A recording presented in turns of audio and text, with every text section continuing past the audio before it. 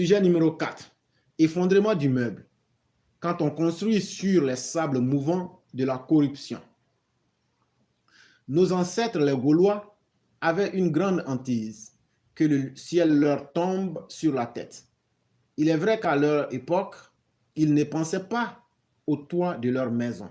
Les constructions à plusieurs niveaux n'étaient d'ailleurs pas légion, pour ne pas dire qu'elles existaient ou étaient inexistantes. Pour nous autres Africains, par ces temps qui courent, la grande peur, c'est qu'un immeuble s'écroule sur nous. En l'espace de 2 semaines, ce sont 2 immeubles qui se sont effondrés en Côte d'Ivoire. Pour le dernier en date, il s'agit d'un petit immeuble d'habitation de 4 étages construit seulement en 2013 dans le quartier Cocody à Abidjan, qui s'est écroulé dans la nuit du dimanche au lundi 7 mars 2021.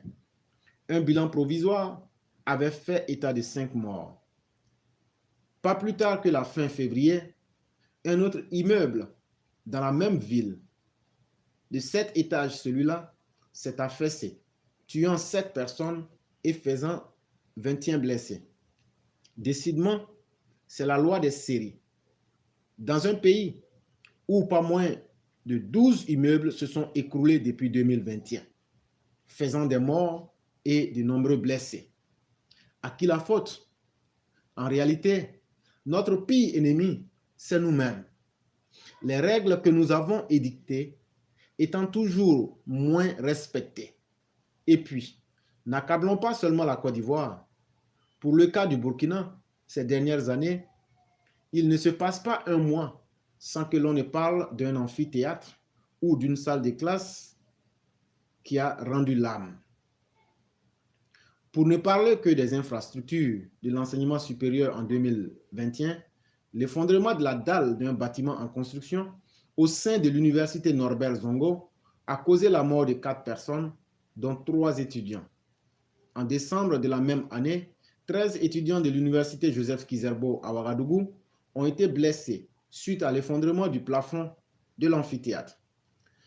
C'est dire que les 2 récentes tragédies chez notre voisin reposent le problème du peu de sérieux qui règne dans la réalisation d'édifices, construction sans autorisation, sous-dosage des matériaux, passation de marché des plus opaques, des édifices érigés sur les sables mouvants d'une corruption rampante et endémique qui va du ministre de la Construction au dernier manœuvre.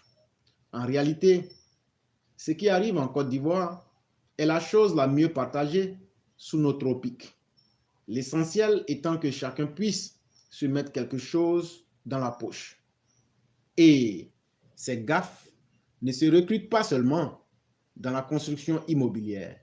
Il en va de même dans beaucoup de domaines, notamment dans le secteur du transport, aussi bien terrestre, fluvial qu'aérien, avec la surcharge des moyens de locomotion, Inch'Allah, des zones de non-droit en somme. Et l'on crie à la détresse quand le pire arrive, invoquant la fatalité. Si l'on y prend garde, ces drames vont se multiplier tant qu'il n'y aura pas une prise de conscience collective et un châtiment exemplaire face aux différents manquements. L'heure de la sensibilisation est passée. Et donc, relativement à cet article qui est tiré du Banco, il faut que le ministre de la Construction démissionne parce qu'il a fait preuve d'une incapacité qui saute tellement aux yeux qu'il n'y a plus rien à redire. C'est vraiment important.